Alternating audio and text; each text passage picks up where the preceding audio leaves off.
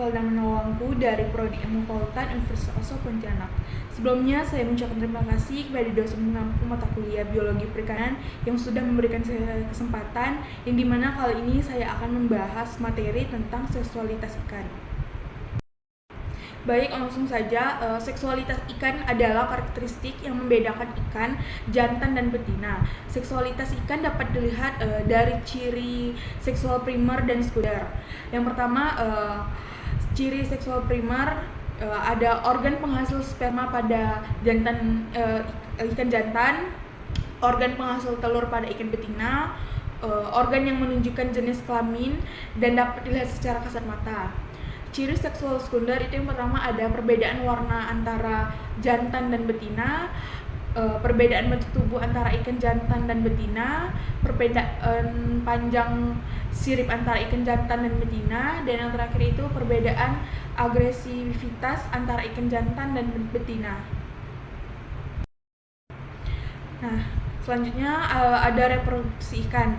Nah, ikan ini melakukan reproduksi secara eksternal, yaitu pembuahan terjadi di luar tubuh induk ikan. Nah, ikan jantan dan ikan betina akan saling mendekat, lalu ikan betina akan mengeluarkan telur, kemudian ikan jantan akan mengeluarkan spermanya. Baik, bisa kita lihat dari gambar tersebut, ini adalah menunjukkan berbagai cara ikan dalam merawat telur dan anak-anaknya. Nah, di sini saya akan menjelaskan.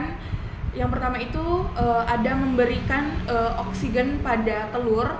Nah, ikan ini terlihat mengipasi telur dengan siripnya untuk memastikan telur mendapatkan oksigen yang cukup. Nah, ada juga membersihkan telur ikan. Nah, ikan ini terlihat membersihkan telur ikan dari kotoran atau parasit, dan ada juga menjaga dari pemangsa. Nah, ikan ini terlihat menyerang ikan lain yang mencoba mendekati telur. Nah, ada juga yang membuat sarang. Nah, ikan ini terlihat membuat sarang dari tanaman air atau bahan lain yang supaya bisa melindungi telurnya. Nah, ada juga membuat sarang busa, yang dimana ikan ini terlihat membuat sarang dari busa untuk melindungi telur. Nah, ada juga mengikubasi dalam mulut. Nah, ikan ini terlihat menyimpan telur di dalam mulutnya untuk melindunginya. Nah, ada juga meninggalkan telur dalam tempat terlindung. Nah, ikan ini terlihat meletakkan telur di tempat yang terlindung seperti di bawah batu atau di celah-celah karang. Nah, gambar ini menunjukkan bahwa ikan memiliki berbagai cara untuk memastikan kelangsungan hidup anak-anak mereka. Nah, cara-cara ini bervariasi tergantung pada spesies ikan dan lingkungan tempat mereka hidup. Pertama, ada hermafroditisme pada ikan, mana kondisi ikan memiliki jaringan ovarium dan testis dalam tubuhnya. Nah, hermafroditisme ini dapat berupa, yang pertama itu ada berurutan, protandry, dan yang ketiga itu ada protogini.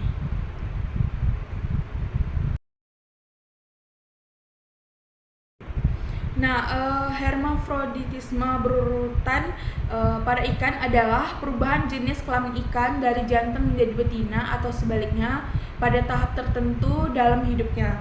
Nah, hermafroditisme ini dapat terjadi pada berbagai jenis ikan, gastropoda, dan tumbuhan. Nah, jenisnya yang pertama itu ada protandry. Jenis ikan ini berkembang sebagai jantan terlebih dahulu, kemudian mengubah jenis kelamin menjadi betina. Contohnya itu ikan badut. Dan ada juga protogini, yang dimana ikan ini lahir dengan organ reproduksi betina, kemudian mengembangkan alat kelaminnya menjadi jantan di kemudian hari. Contohnya itu pada ikan warsa, pembersih, atau Indo-Pasifik. Nah, ciri-ciri hermafroditisme ini yang pertama itu ada pada banyak ikan. Nah, jaringan kedua jenis kelamin ini terdapat dalam gonad sebelum melakukan perubahan jenis kelamin. Nah, pada beberapa ikan, jaringan reproduksi ini sepenuhnya digantikan oleh jenis kelamin sekunder. Nah, hermafrodit ini biasanya hanya dapat mengubah jenis kelamin satu sama lain, tetapi ada juga ikan yang dapat terganti kelamin sebanyak yang mereka butuhkan. Nah, hermafroditisme ini dapat menjadi dasar untuk penelitian lebih lanjut dalam kelompok-kelompok tertentu untuk tujuan yang berbeda, termasuk isu-isu ekologi dan evolusi. Nah, yang kedua ini ada gonokorisme, yang dimana gonokorisme ini adalah kondisi seksual berganda pada ikan. Nah, kondisi ini dapat jadi gonokorisme tidak berdiferensiasi dan gonokorisme berdiferensiasi. Nah, gonokorisme tak berdiferensiasi ini yang pertama itu ada pada tahap juvenil, di mana ini gonad ikan tidak memiliki jaringan yang jelas apakah jantan atau betina. Nah, gonad tersebut ini juga berkembang seperti ovarium. Setengah dari individu ikan gonadnya ini menjadi ovarium atau ikan betina. Nah, setengah individu lainnya itu menjadi testis atau ikan jantan.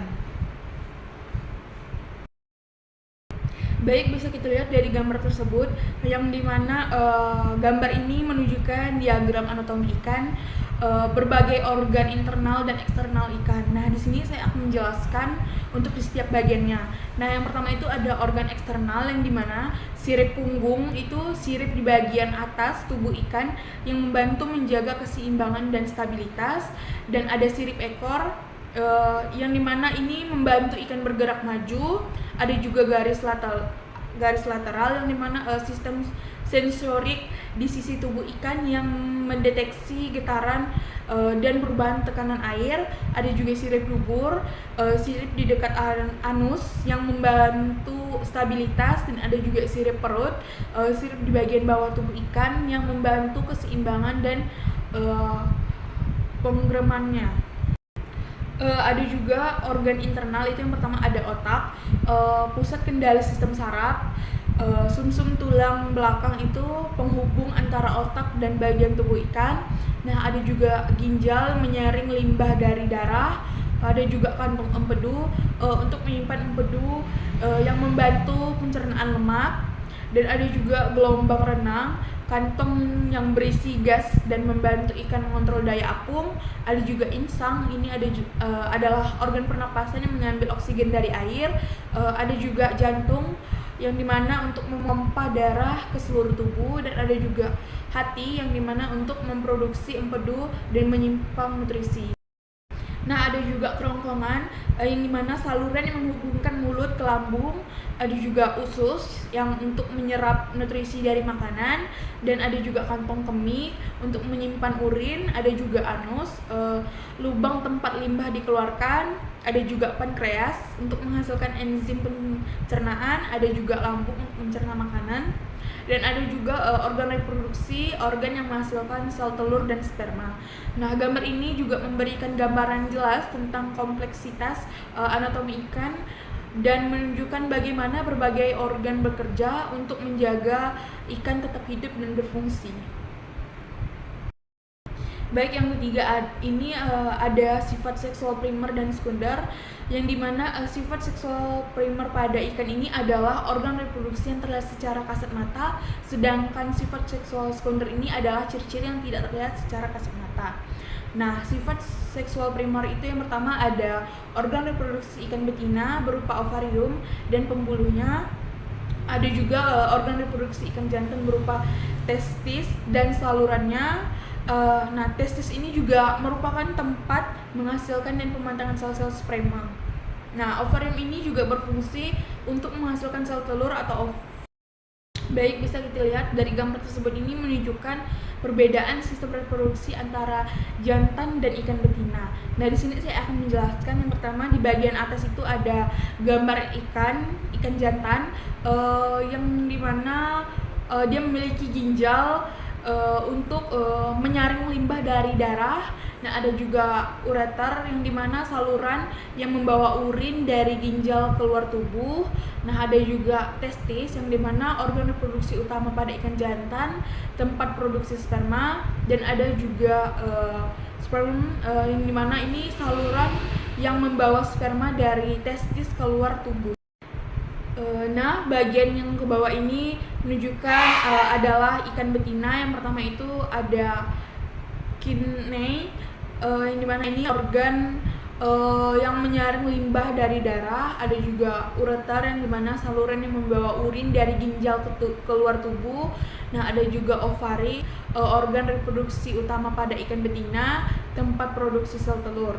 Nah, ada juga oviduk, yang dimana saluran yang membawa sel telur dari ovarium ke luar tubuh. Nah, perbedaan utamanya ini yang pertama ada gonad. Nah, ikan jantan ini memiliki testis, sedangkan ikan betina memiliki ovarium. Nah, dan saluran reproduksi ini ikan jantan memiliki saluran sperma, sedangkan ikan betina memiliki oviduk.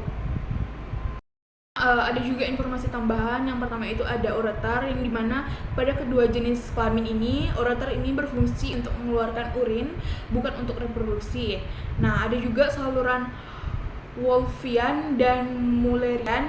Nah, pada tahap embrio awal, kedua saluran ini hadir pada kedua jenis kelamin. Namun pada ikan jantan, saluran Wolffian ini berkembang menjadi saluran sperma, sedangkan saluran Mullerian ini berkembang menjadi oviduk.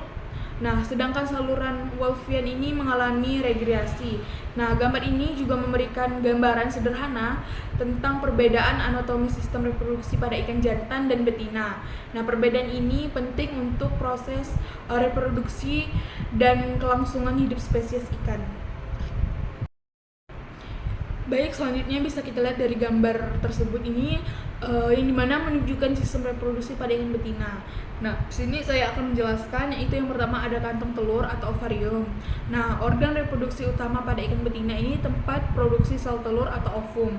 Nah, oviduk ini adalah saluran yang membawa sel telur dari ovarium keluar tubuh. Nah, ada juga saluran kemih, yang dimana saluran membawa urin dari ginjal keluar tubuh.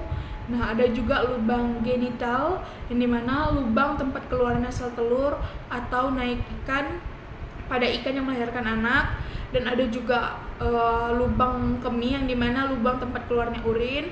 Dan ada juga ginjal, organ yang menyaring limbah dari. Nah, ada juga memiliki penjelasan tambahan. Yang pertama itu ada ovarium.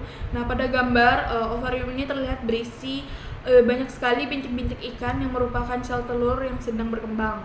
Nah, yang kedua itu ada ovidut, yang dimana saluran ini menghubungkan ovarium dengan lubang genital.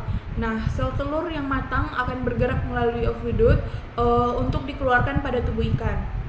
Nah, yang ketiga itu ada ureter, yang dimana ini sangat penting untuk diperhatikan bahwa ureter pada ikan betina ini berfungsi untuk mengeluarkan urin, bukan untuk reproduksi.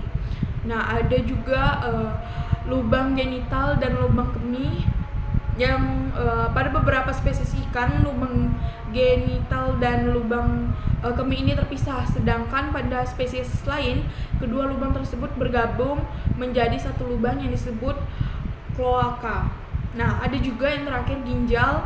Nah, ginjal pada ikan betina ini memiliki fungsi yang sama seperti ikan jantan, yaitu menyaring limbah dari darah. Nah, gambar ini juga memberikan gambaran sederhana tentang anatomi sistem reproduksi ikan betina yang penting untuk proses produksi dan kelangsungan hidup spesies ikan.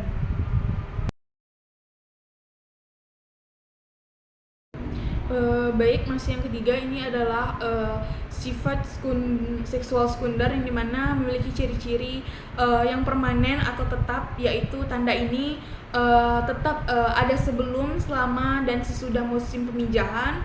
Nah, ciri seksual sekunder ini dapat berupa dimorfisme dan dikromatisme seksual.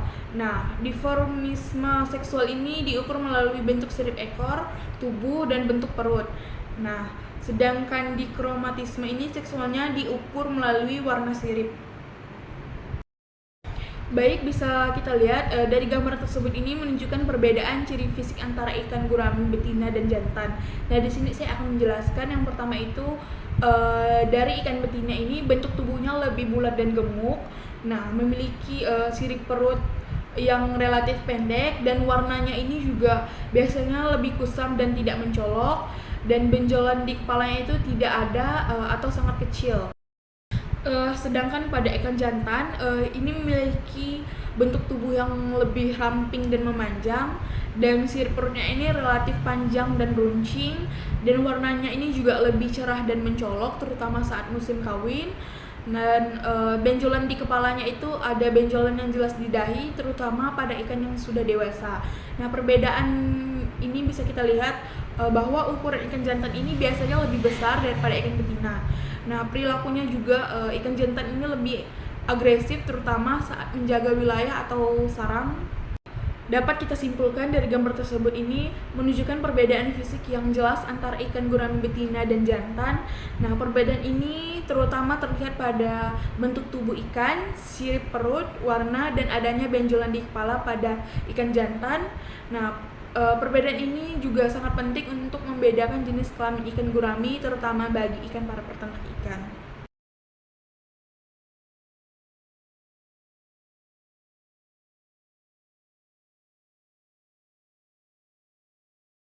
Baik, masih yang ketiga, sifat seksual primer dan sekunder yang dimana memiliki ciri-ciri seksual sekunder pada ikan jantan itu misalnya yang pertama ada bulatan hitam pada ekor ikan Mamia calva jantan, dan yang kedua itu ada gonopodium pada Gambusia alvenis, dan ada juga clasper pada golongan ikan Elasmobrachia, dan ada juga warna yang lebih menyala pada ikan Labistes. Nah, ikan dan ikan betah dan ikan-ikan karang. Baik, selanjutnya bisa kita lihat dari gambar tersebut yang dimana yang memiliki perbedaan dari ikan Amia calva yang lebih dikenal sebagai bovine. Nah, di sini saya akan menjelaskan tentang gambar tersebut. Yang pertama ini ikan ini prasejarah yang dimana ikan Amia calva ini adalah spesies ikan air tawar kuno yang sering disebut sebagai fosil hidup karena telah ada sejak zaman dinosaurus. Dan ciri khas ini ikan ini memiliki tubuh memanjang, sirip punggung yang panjang, dan pola warna yang khas. Nah, habitat mereka ini ditemukan di Amerika Utara bagian timur, terutama di sungai, danau, dan rawa-rawa. Nah, bisa kita lihat dari ilustrasi gambaran di atas ini yang dimana menunjukkan pola warna yang lebih gelap dengan bintik-bintik atau garis-garis gelap di sepanjang tubuh, dan bentuk tubuh yang memanjang dan sirip punggung yang panjang terlihat jelas. Nah, ilustrasi yang di tengah ini menampilkan warna tubuh yang lebih terang, cenderung hijau atau coklat muda. Nah, sirip perutnya yang berwarna hijau terlihat menonjol dan bentuk tubuhnya itu masih sama. Nah, sedangkan gambar ilustrasi yang di bawah ini memiliki warna gelap dengan pola seperti jaring dan bentuk tubuh yang memanjang dengan ciri punggung yang panjang terlihat jelas. Nah, di sini juga ada informasi tambahan tentang ikan Amia calva. Yang pertama itu kemampuan bernapas. Nah, ikan ini memiliki kemampuan untuk bernapas udara atmosfer melalui gelembung renangnya yang berfungsi seperti paru-paru primitif. Nah, ini memungkinkannya untuk bertahan hidup di perairan dengan kadar oksigen rendah. Nah, predator mereka ini adalah predator yang rakus, memakan ikan lain, crustacea, dan invertebrata air lainnya. Nah, reproduksi ikan Amia calva jantan ini membuat sarang dan menjaga telur serta anak-anaknya. Gambar ini menunjukkan gambaran visual tentang variasi warna dan penampilan ikan Amia calva serta menyoroti ciri-ciri fisik khas mereka. Baik, dari gambar tersebut ini, gambar yang menunjukkan perbedaan anatomi ikan jantan dan betina, khususnya pada struktur sirip dubur atau anal fin yang termodifikasi pada ikan jantan. Nah, di sini saya akan menjelaskan yang pertama di bagian A ini perbandingan ikan jantan dan betina, yang dimana ikan jantan itu yang di atas terdapat keterangan Malay menunjukkan jenis kelamin ikan, dan sirip dubur termodifikasi sepanjang gonopodium, yaitu organ intromitment yang dimana alat bantu transverse meragma yang memanjang dan runcing. Nah, skala menunjukkan ukuran 0,5 cm. Nah, yang dimana di bawah ini ada ikan betina yang terdapat keterangan Famala yang menunjukkan jenis kelamin ikan. Sirip dubur terbentuk normal, tidak termodifikasi seperti gonopodium. Nah, tubuhnya ini terlihat lebih bulat dan gemuk dibandingkan ikan jantan. Nah, bagian B-nya ini adalah detail struktur gonopodium, yang dimana gambar mikrokopis yang menunjukkan struktur gonopodium ini ikan jantan secara detail. Nah, penjelasan strukturnya itu ada ray 3, ray 4, dan ray 5, yang dimana menunjukkan jari-jari sirip yang termodifikasi. Nah, ada juga segmen pada jari-jari sirip, ada juga elbow yang dimana tekukan pada jari-jari sirip, ada juga spinous yang dimana duri-duri kecil pada ujung jari-jari sirip, ada juga terminal hooks dan serae yang dimana kait dan gerigi pada ujung gonopodium yang membantu mentransfer sperma. Ada juga gambar yang bagian C yang dimana ini ada sketsa gonopodium yang dimana sketsanya ini sangat sederhana yang menunjukkan bentuk gonopodium ini secara umum dan detail ujungnya, dan ada juga tujuan untuk memberikan gambar yang lebih jelas tentang struktur kompleks gonopodium. Nah, bisa kita lihat kesimpulannya gambar ini menunjukkan perbedaan yang jelas antara jenis ikan jantan dan betina berdasarkan struktur sirip dubur mereka. Nah, gonopodium pada ikan jantan ini adalah adaptasi khusus untuk reproduksi internal yang memungkinkan untuk mentransfer sperma langsung ke dalam tubuh betina.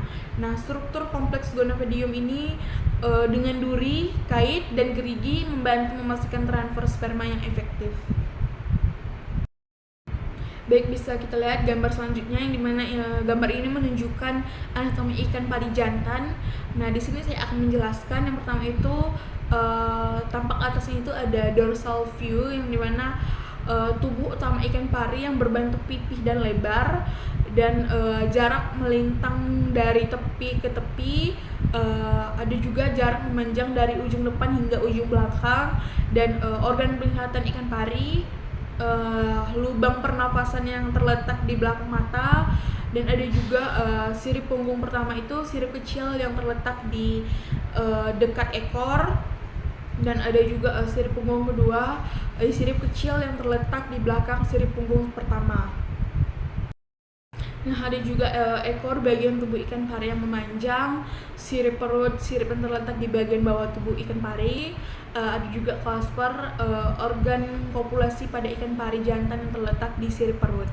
Nah, bisa kita lihat juga tampak di bawah ini ada ventral view yang dimana memiliki mulut, lubang tempat ikan pari makan, lubang hidung, lubang tempat ikan pari bernapas, celah insang, dimana lubang ikan pari bernapas, dan ada anus, lubang tempat ikan pari mengeluarkan limbah, dan ada juga clasper, organ kopulasi pada ikan pari jantan yang terletak di sirip perut. Nah, dia juga memiliki informasi tambahan. Itu yang pertama, gambar ini menunjukkan perbedaan anatomi ikan pari jantan dan betina. Nah, ikan pari jantan ini memiliki clasper, sedangkan ikan pari betina ini tidak memilikinya. Nah, di mana clasper ini juga berfungsi untuk mentransfer sperma ke ikan pari betina saat kawin. Nah, ikan pari ini juga memiliki tubuh yang pipih dan lebar yang memungkinkannya untuk bersembunyi di dasar laut. Baik, sekian dari penjelasan tadi. Harapannya semoga apa yang sudah saya jelaskan bermanfaat untuk kedepannya.